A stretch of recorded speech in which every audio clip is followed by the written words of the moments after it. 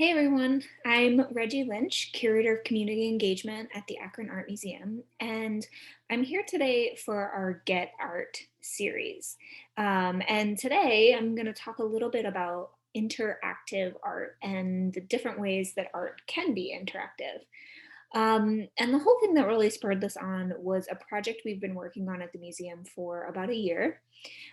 We've been working with a fiber artist named Adana Tillman and a digital design firm called Blue Cadet to design a truly interactive art experience that's accessed through your smartphone. So Adana has created this fiber artwork and we've turned it into a poster. And then Blue Cadet is turning it into a full augmented reality experience, which you might know augmented reality better as AR, kind of like virtual reality.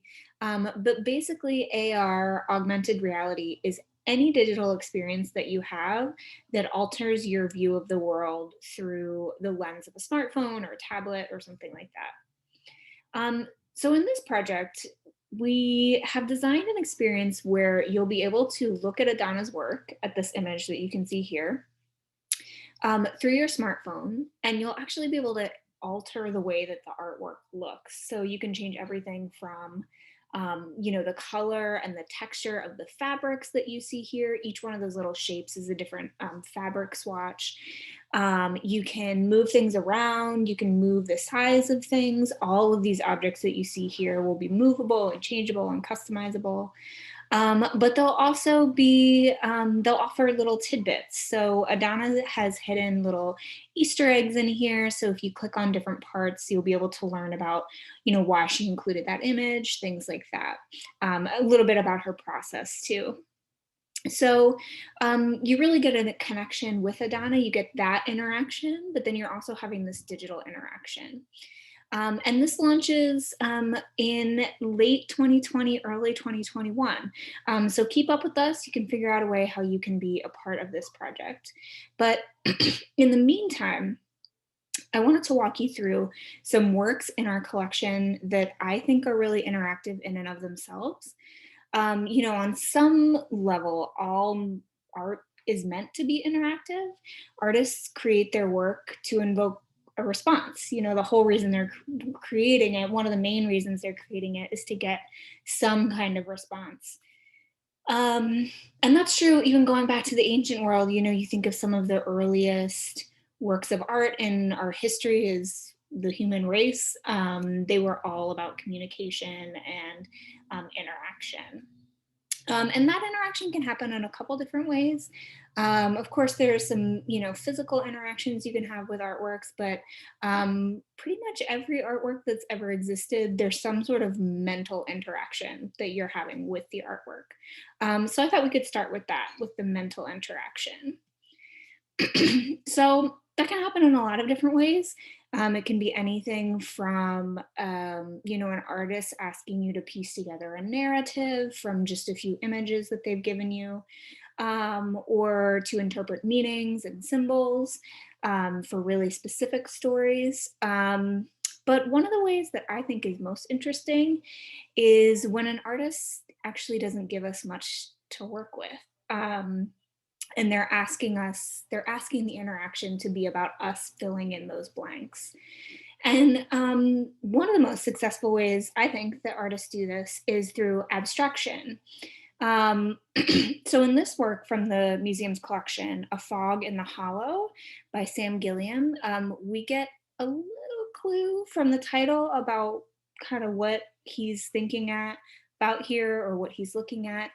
But really, we get to fill in everything. We get to interact with it in that way by bringing our own meaning, our own narrative, our own sort of relevance to the piece. I think abstraction can often be kind of intimidating for people. I've often had people on tours or just in conversation say, well, I feel like I just don't get it. I feel like I'm missing the joke. But actually, that's what's so great about abstraction is that you're the one that gets to get it. You're the one that gets to bring the meaning and bring your own interpretation to it. And certainly the artists have intention, but at the end of the day, it really is up to you. And that's often kind of the point. Um, and so I just think they can often be some of the most open-ended and interactive works in a museum's collection.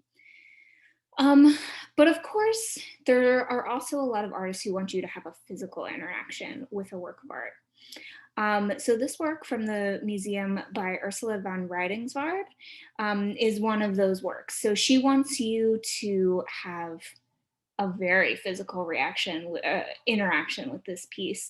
You know, it's gigantic, it takes up a lot of space. She wants you to move all around it and see it from all the different perspectives. She wants you to get up close, not too close, but she does want you to get up close. She wants you to see it far away and see all of these different things. Um, and that can be true of pretty much most three-dimensional art.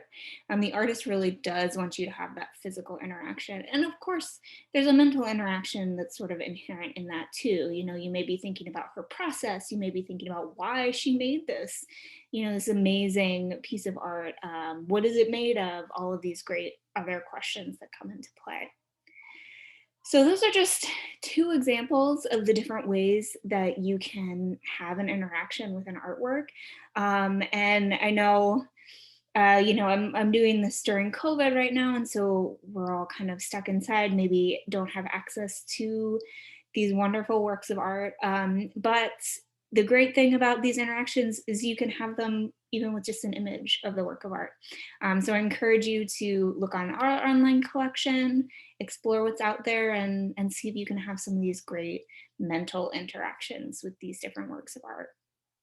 So thanks so much for joining today, and we will see you next time with our Get Art series.